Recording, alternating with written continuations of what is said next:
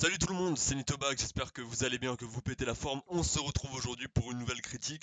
On va parler de l'épisode 3, oui c'est ça le 3, l'épisode 3 de tout simplement la saison 2 de Euphoria, épisode qui est sorti aujourd'hui le 24 janvier 2022. J'ai failli dire 2021, mais non, on est passé en 2022, donc 24 janvier 2022. Très très bon épisode encore une fois. Je tiens à préciser que je vais spoil l'épisode puisque c'est plus simple pour l'analyser, le résumé de le spoil parce que on peut ne pas spoiler une série, mais on peut pas ne pas spoiler un épisode quand on parle d'un épisode en particulier.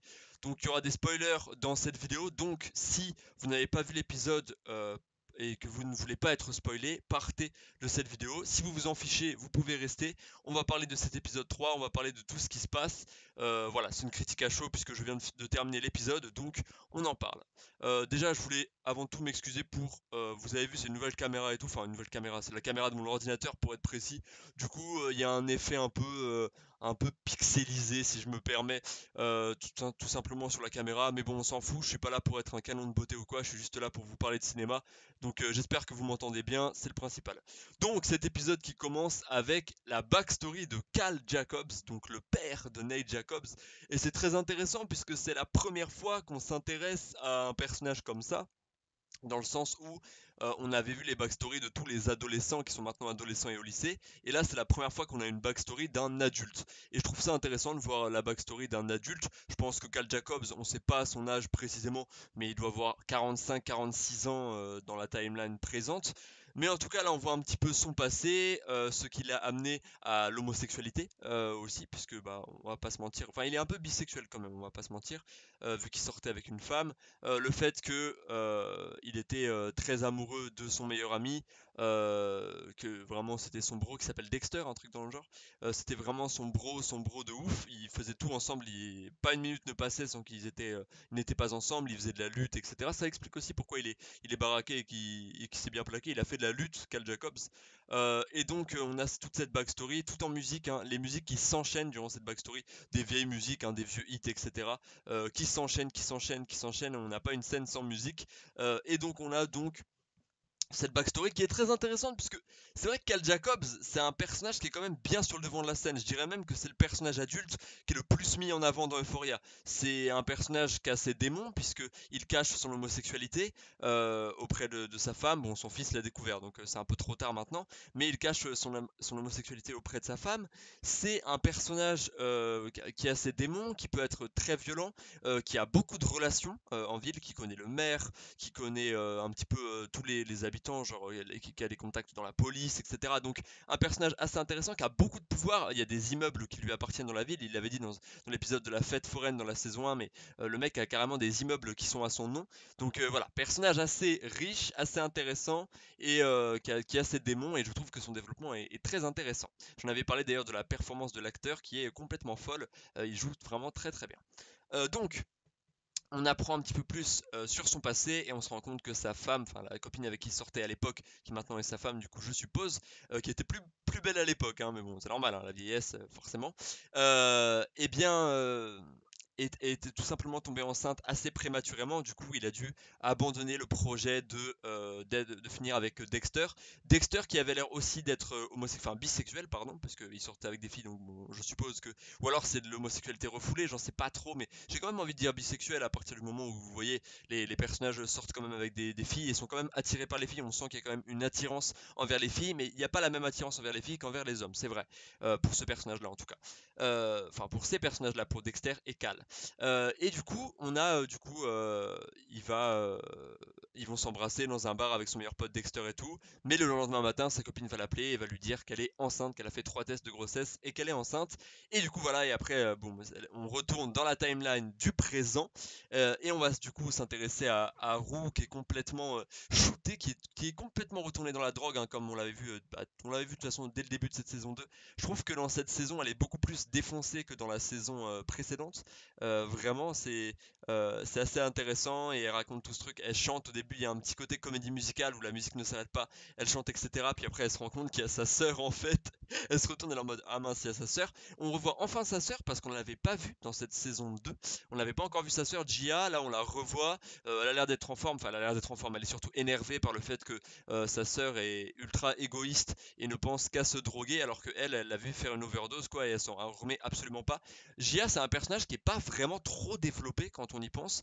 C'est un personnage, je pense, qui est vraiment déprimé parce que par le comportement de sa sœur, par le comportement de Roux, c'est un personnage qui a vraiment du mal à se construire parce qu'elle a un exemple, elle a un exemple familial qui est vraiment pas idéal du tout. Elle a plus de père, sa mère n'est pas très présente et sa sœur se drogue, donc bon, c'est compliqué. Mais voilà, c'était intéressant de la revoir. C'était intéressant de la revoir et bon bah elle s'est engueulée avec sa sœur etc. Mais bon ça a l'air d'aller entre elles on va dire. Au moins Roux a été honnête avec lui, elle lui a dit qu'elle aimerait bien fumer un peu de weed. Effectivement, Roux qui en fume beaucoup. On a du coup, sinon, que raconter de plus dans cet épisode? Oui, on a des choses assez intéressantes. On a du coup, si on reste sur le personnage de Roux, Roux qui a un plan pour monter un business, pour monter un business avec Laurie. Donc voilà, elle se frotte vraiment au monde de la drogue parce que là, au-delà de consommer de la drogue, elle va en vendre et elle va utiliser ses amis pour en vendre, à ce que j'ai compris. J'ai pas trop compris son plan en vérité, parce que vu que je regarde en VOST, non FR, j'ai pas forcément trop compris ce qu'elle cherchait à dire. Enfin, j'ai compris qu'elle disait un exemple en mode ouais, chacun va être la mule, etc. Et je vais vendre la drogue, etc. Vu qu'on est des mineurs, ça va passer, etc. Parce qu'on n'a pas les mêmes, on n'a pas les mêmes sentences par les juges, donc forcément ça passe mieux. Laurie qui a dit que c'était une génie, que Roux était une génie et qui du coup lui fait confiance et lui offre du coup de la drogue et du coup elle va s'occuper de la vendre même si je sais pas ce qu'elle fait à la fin de l'épisode, mais j'ai l'impression que Roux en consomme et consommer sa propre dose dans le sens où c'est les doses qu'elle doit vendre si elle commence à les consommer c'est très très dur, ou alors j'ai rien compris à son plan, mais de ce que, enfin, c'est vrai que donner de la drogue à une addict et lui dire va en vendre, forcément l'addict va être tenté d'en consommer, et ça m'a fait penser un petit peu au film Scarface, puisque Scarface qui va vendre de la coke et va finir par tomber dedans, et à partir de ce moment-là, c'est le début de sa défaite. Est-ce que ça va faire pareil avec Roux? Est-ce que c'est un personnage qui va avoir vraiment une descente aux enfers, qui va se faire choper par les flics, etc. On ne sait pas, on va attendre ce côté du développement de personnage, mais c'est intéressant. Pour une fois d'ailleurs, elle est allée voir Laurie directement, elle s'est pointée comme ça, elle n'est pas passée par notre ami Fesco. Fesco qui était en mode non, je veux pas entendre ton plan, parce que Fesco il veut tenir éloigner Roux de la drogue, et il a bien raison, c'est pour ça que j'adore Fesco. Fesco qui a été assez absent dans cet épisode, mais qui a quand même une phase très intéressante, puisque, et ça c'est ce que je craignais, rappelez-vous, je vous avais dit, j'avais peur que Cal Jacobs n'aille avec un fusil armé chez Fesco, puisque j'en étais sûr que Nate Jacobs, j'en étais sûr, c'était très évident que Nate Jacobs allait dire à son père que c'était Fesco qui avait le disque de la sextape entre lui et Jules, entre son père et Jules du coup. Et du coup, je savais que j'en étais sûr, on ne savait pas trop ce qu'il avait dit à son père à la fin de l'épisode 2. Son père lui était en mode où est le disque, où est le disque, voilà, où est le disque, où est le DVD. Et Nate Jacobs, on n'a pas entendu sa réponse, mais moi je vous avais dit dans la critique, je vous avais dit, je suis sûr qu'il a dit que c'était Fesco qui l'avait, et c'est exactement ce qu'il a dit. Du coup, le père, forcément, il part en repérage et il observe un petit peu ce que fait Fesco, sauf que H, le frère, enfin le demi-frère, enfin le frère de cœur, du coup on le sait, de Fesco, on va dire le petit frère de Fesco, va se pointer avec un shotgun et va le braquer, ils vont le récupérer, ils vont l'interroger. D'ailleurs, H, on se rend compte que c'est un personnage, il est tout petit, il doit avoir genre 12 ans, et il tombe de plus en plus dans le vice. On voit qu'il est vraiment pris dans ce monde de cartel, de drogue, vraiment dans ce monde de, voilà, dans ce monde de truands, enfin pas de mafia, mais de truands, quoi, on va dire, de bandits. Et du coup, il va donner des coups de crosse de fusil à pompe, ce qui va faire qu'il va défoncer un petit peu le crâne de Cal Jacobs. Cal Jacobs qui est complètement confus parce que son fils lui a dit que c'était Fesco qui avait le disque. Et Fesco lui dit mais de quoi tu parles, mec? Moi j'en ai rien à foutre de tes histoires, ça me regarde pas. Tant que tu laisses Jules et Roux tranquille, j'en ai rien à foutre de toi, tu peux vivre ta vie. Donc voilà, on a Fesco qui reste un petit peu impartial. Il y avait H, son petit frère, qui voulait tabasser à mort, je pense, Cal. Mais Fesco lui a dit oh là, calme-toi, petit frère, calme-toi, on va le laisser partir, on n'a pas besoin de le garder. Enfin, c'est un mec, voilà, s'il parle pas. Donc voilà, on a du coup Cal qui va se faire défoncer par Fesco et je suis content, j'espère qu'il va pas y avoir vraiment une revanche parce que mais je vous avais dit que ma crainte dans cette saison c'est que des personnages qu'on suit etc meurent et j'ai surtout peur pour la vie de Fesco parce que vu que c'est lui qui est dans le business etc il a beaucoup plus de raisons de mourir. J'ai pas trop peur de la mort de Roux parce que vu que c'est Zendaya et que c'est l'actrice principale de la série et le personnage principal de la série, je pense pas qu'ils vont le faire mourir parce que sinon ça voudrait dire adieu à une saison 3 parce que je pense qu'il y aura une saison 3. Donc voilà, forcément, c'est assez complexe. C'est assez complexe. Mais on est vraiment sur, encore une fois, beaucoup de drogue, hein, dans cet épisode, beaucoup de drogue. Mais au moins, Fesco n'est pas mort et a pris et gère son business et l'autre dès qu'il lui répond. Enfin, je trouve que Ash défend bien son grand frère et vraiment joue ce rôle-là, pendant que l'autre Faye ou comme ça, elle traîne toujours chez eux. Donc c'est assez drôle. Mais voilà, donc épisode intéressant là-dessus sur le développement encore plus de Cal Jacobs qui est complètement confus et qui du coup ne sait pas qui a son disque, mais en fait c'est juste Maddie qui l'a. Si je dis pas de conneries, c'est Maddie qui l'a récupéré, qu'il avait volé chez chez Nate. Mais voilà, donc intéressant. On n'a pas trop de. C'est l'épisode où il y a le moins Nate Jacobs, on le voit à la fin de l'épisode, on le voit légèrement, on voit que il commence à en avoir rien à foutre de Cassie, qui lui fout des vents, qu'il la voit une fois par semaine, qu'il la baise, qu'après il la baise dans sa voiture et après il la laisse comme ça. Donc on sent qu'il en a de plus en plus rien à foutre. Et à la fin de l'épisode, Nate Jacobs, qu'est-ce qu'il va faire? Il va rendre visite à Maddie en lui offrant des fleurs. Donc on sent que il en a marre, il a envie de retourner dans une situation de couple stable, et je mets des guillemets, mais c'est vraiment, encore une fois, c'est un énorme fils de pute, excusez-moi de ses propos, je dis ce que je pense honnêtement, je déteste ce personnage, mais c'est fait exprès pour qu'on le déteste, il est ultra manipulateur, et du coup là, il met Cassie qui est vraiment tombée très amoureuse de Ned Jacobs. C'est un truc de fou, je pensais pas qu'elle tomberait autant, mais vraiment elle va se faire belle, elle va se lever à 4h du matin, on le voit là, dans son développement de personnage, elle va se lever à 4h du matin chaque jour pour lui plaire, enfin il y a vraiment un truc quoi, il y a vraiment tout un truc où elle cherche vraiment à plaire à Nate Jacobs et lui qui en a absolument rien à foutre de elle et qui va la snober dans les couloirs du lycée. Donc bon, on savait de toute façon, Ned Jacobs, c'est pas du tout quelqu'un de stable, hein. Les pauvres filles qui sont toutes à ses pieds, mais lui, il en a absolument rien à foutre parce qu'il sait même pas ce qu'il veut finalement. Lui-même ne sait pas ce qu'il veut, envahi par tous ces démons. Mais bon, on l'a très peu vu dans cet épisode et j'en suis content. Ils ont préféré développer d'autres personnages. Ils ont développé le pote de Roux, celui qui fume de la weed avec ses tatouages, le Yuankli comme j'avais appelé. Pourquoi je dis pas son nom? Parce que je l'ai totalement oublié. Il s'appelle pas Daniel? Non, pas Daniel, c'est un nom comme ça. Bon, bref, ce personnage qui fume de la weed et qui du coup commence à développer c'était très marrant. Et je trouve que cet épisode était très sympathique en termes d'humour. Il y avait pas mal d'humour dans cet épisode et j'ai bien aimé. Il y avait beaucoup de phases assez drôles et notamment une scène d'interrogatoire où t'as Jules Roux qui interroge le mec et lui pose des questions. Elle est en mode est-ce que tu veux te faire Roux et tout. Jules qui l'interroge et t'as Roux qui est derrière qui fait des commentaires. C'était très très drôle cette scène. Franchement ça passait vraiment bien et il était en mode quoi, t'as baisé autant de mecs et tout. Lui, après, en fait, finalement, c'est lui qui finit par les interroger. C'est assez drôle. Scène très drôle. Comme la scène, notamment, que j'ai trouvé, mais vraiment masterclass. C'est que Lexi, ma fille préférée, voilà. Lexi qui a écrit une pièce de théâtre qui s'inspire de leur vie, une pièce de théâtre qui s'appelle Oklahoma, tout simplement Oklahoma, et qui, comme la ville, Oklahoma City, OKC, ouais, Russell Westbrook, ouais, il est plus OKC, c'est très triste. Ouais, ça c'est une rêve de basketteur, hein, désolé si vous l'avez pas. Bref, mais du coup, Lexi qui écrit cette pièce de théâtre, qui fait des auditions, etc. Et il y a un truc super intéressant où on voit les backstage avec les vrais mecs de chez HBO, genre la vraie équipe technique et tout, où on voit les perchiches et tout, et il y a ce truc en fait où c'est, je sais plus comment on appelle ça, euh, mais on a un film dans un film, je sais plus, j'avais appris comment ça se disait, genre le terme dans l'art, mais bon, j'ai oublié le truc, donc en gros, ça fait une série dans une série, dans la classe une pièce de théâtre, où elle passe des interviews et qu'elle est en mode yeah, my play is good et tout, elle dit le but c'est les personnages et tout, et en fait, c'est une série Oklahoma qui fait penser à Euphoria puisqu'elle s'inspire des mêmes personnages.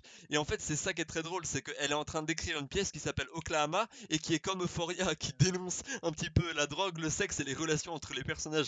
Et franchement, je trouve ça très très très fort. Et ça, et je pense qu'il va y avoir un épisode entièrement dédié à cette pièce de théâtre Oklahoma, ou peut-être l'épisode final où vraiment la pièce sera finie, il y aura les auditions, enfin la pièce sera finie, ils seront prêts à la jouer et on va voir tout ça et on va avoir une pièce de théâtre dans la série.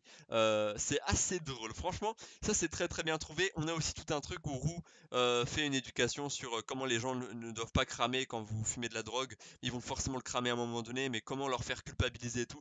Elle nous fait un petit cours. Ça, j'aime bien tout de suite.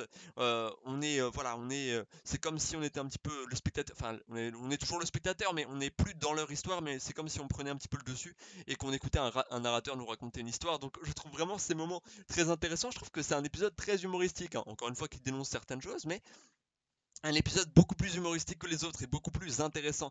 On a de la musique sans arrêt. Le seul moment où il n'y a pas eu de la musique, c'était quand tout simplement euh, Roux et sa sœur Jia se disputent. À ce moment-là, j'ai remarqué qu'il n'y avait aucune musique. Sinon, pendant tout l'épisode, on a de la musique en fond, des musiques qui sont forcément, encore une fois, en rapport avec les thèmes de la série et en rapport avec les scènes qui se déroulent.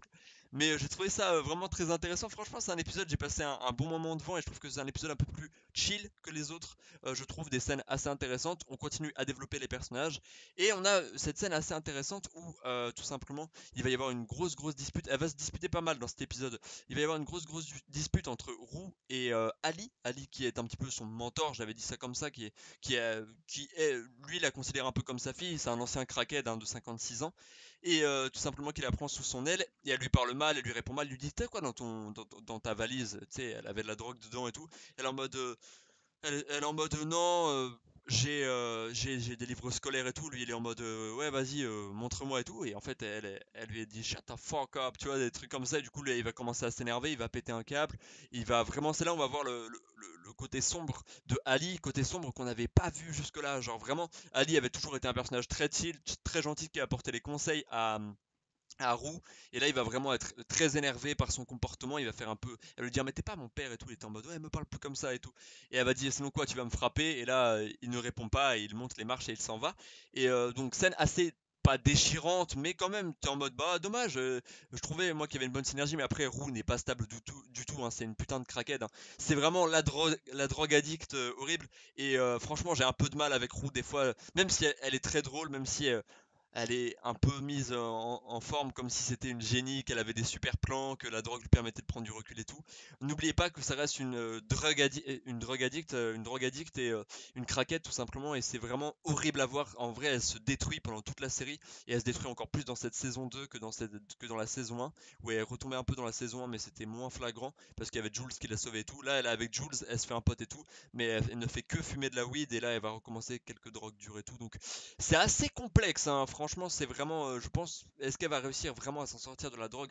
Je sais pas, franchement, je ne pense pas, elle est trop instable pour ça, et c'est dommage que des humains aient besoin de se réfugier là-dedans, mais bon, encore une fois, la série n'est pas anti-drogue, elle n'est pas non plus pour la drogue, elle montre juste des réalités. Et encore une fois, on ne déroge pas à la règle. Dès les premières minutes de l'épisode, il y a des pénis qui sont montrés, des pénis dans les vestiaires de lutte. Quand on a la rétrospective sur Cal, on a du coup tous les mecs qui sont à poil, on les voit complètement nus dans les vestiaires de lutte. Et ça m'a fait rire, j'étais en mode oui, bah let's go, Euphoria, hein, Euphoria. Dans une autre série, genre sur Netflix ou quoi, on aurait eu une scène dans ces vestiaires-là, on aurait vu tout le monde en caleçon en train de prendre leur douche. Dans Euphoria, les mecs sont tous à poil et limite il y a des gros plans sur les pénis quoi. Enfin, limite il y a des petits zooms en zoom sur les pénis. T'es en mode oui, bon, je les ai vus, je les ai vus. Ça me fait rire à chaque fois. Sam Levinson, putain, quel troller. Sam Levinson, c'est le showrunner et le réalisateur, pour ceux qui ne le savent pas. Mais du coup, voilà. Épisode très intéressant, j'ai passé un bon moment devant.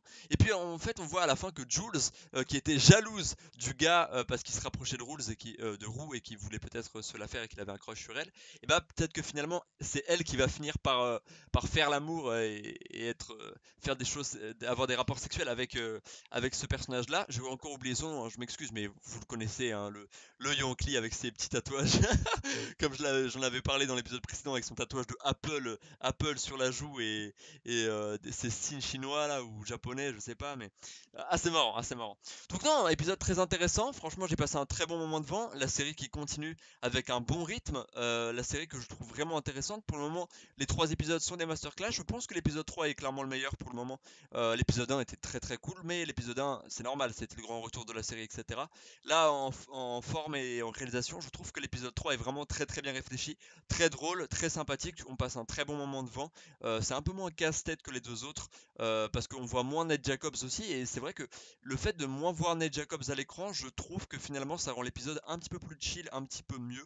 Et j'ai trouvé ça aussi très intéressant de commencer par la backstory de Cal, parce que c'était la première fois qu'on avait une backstory sur un personnage adulte. Et du coup, ça ouvre des possibilités sur d'autres personnages. Est-ce qu'on va voir la backstory de Ali? Est-ce qu'on va voir la backstory de la mère de Roux? Est-ce qu'on va voir, je sais pas, la backstory de, du père de Jules ou ce genre de choses? On peut voir maintenant des backstories d'autres personnages ou peut-être même des parents de Fesco qu'on connaît pas du tout, mais on peut quand même voir leur backstory pour comprendre un petit peu pourquoi Fesco a été abandonné avec sa grand-mère.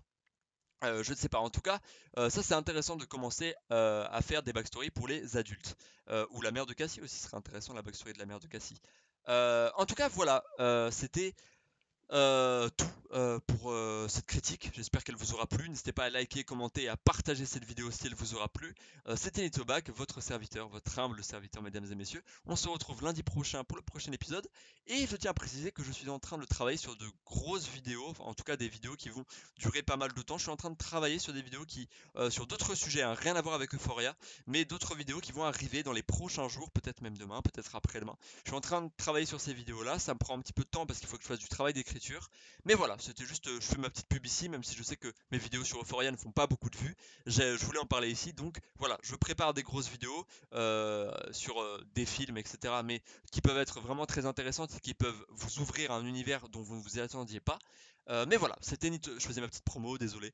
Bon bref, on se laisse ici, mesdames et messieurs. Prenez soin de vous, regardez les films, allez au cinéma, regardez les séries sur Netflix ou autres. C'était Nitobac. Peace out. Let's go.